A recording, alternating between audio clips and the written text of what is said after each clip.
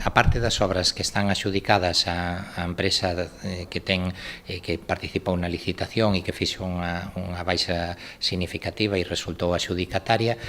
prevese que estén rematadas ao longo do mes de decembro, e despois hai outra serie de obras complementarias que se estenderán posiblemente ao longo dos primeiros meses do ano que ven. O obxectivo é que neses primeiros meses do ano que ven estén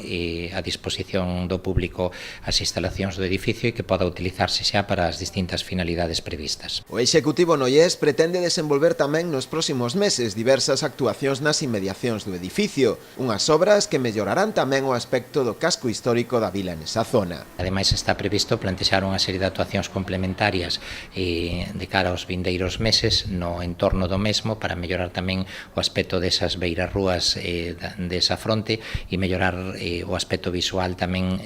do exterior do edificio, dado que nesas inmediacións se levaron a cabo rehabilitacións de inmobles particulares tamén ao longo dos últimos tempos, e con esas actuacións desenvoltas por particulares máis a actuación desenvolta por parte do Concello, entendemos que vai a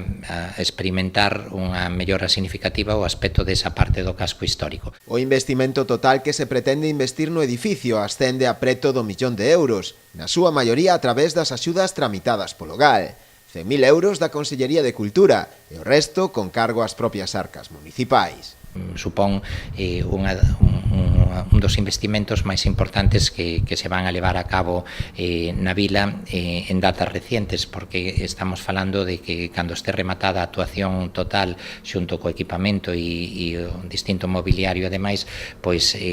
prácticamente vamos a rondar 1 millón de euros, co cual consideramos que é un investimento moi salientable que vai aumentar significativamente tanto a oferta cultural como turística da localidade.